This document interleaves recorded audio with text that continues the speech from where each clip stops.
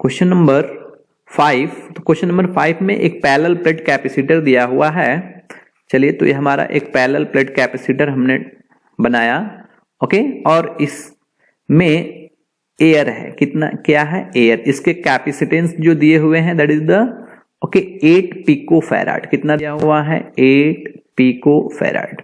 और इसके बीच मान लिया डिस्टेंस कितना है, d, सेपरेशन प्लेट के बीच, और प्लेट की एरिया कितनी है, a। तो इसके अकॉर्डिंग अगर हम लोग कैपेसिटेंस लिखना चाहें, इसका सपोज मान लिया C1, तो फॉर्मूला क्या हो जाएंगे, AE epsilon not upon d। Okay, now second case में कैपेसिटेंस पूछा जा रहा है जबकि दोनों के बीच डिस्टेंस क्या हुआ, हमने reduce to the half. Separation distance between plate हमने रिड्यूस करके कितना कर दिया, हाफ। ओके, और जो बीच में एयर्स हैं उसके जगह हमने डाई इलेक्ट्रिक कांस्टेंट कितना 6 है जिस मटेरियल का, उसको हमने रख दिया। तो सेकेंड केस में हमने क्या किया है, इस कैपेसिटर को देखिए, डिस्टेंस को हमने क्या कर दिया, हाफ कर दिया। ओके, डिस्टेंस को क्या कर दिया हमने, हाफ। ओके, तो हम लोग लिख लेते हैं इस पॉइंट को, डिस्टेंस को हमने हाफ कर लिया, पहले d था, अब कितना हो जाएंगे, d/2।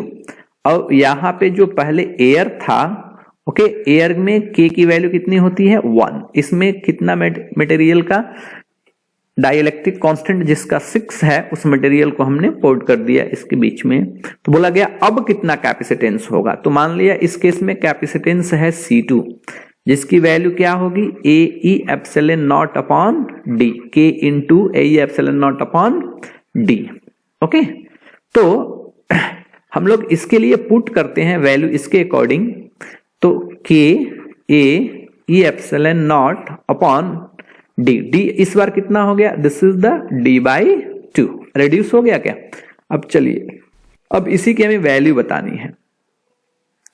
तो यहां पे हम डायरेक्ट लिख सकते हैं इसी को, C2 is equal to, okay, मैं क्या लिख सकता हूं, AE epsilon not upon d into K into 2 लिख सकते हैं क्या।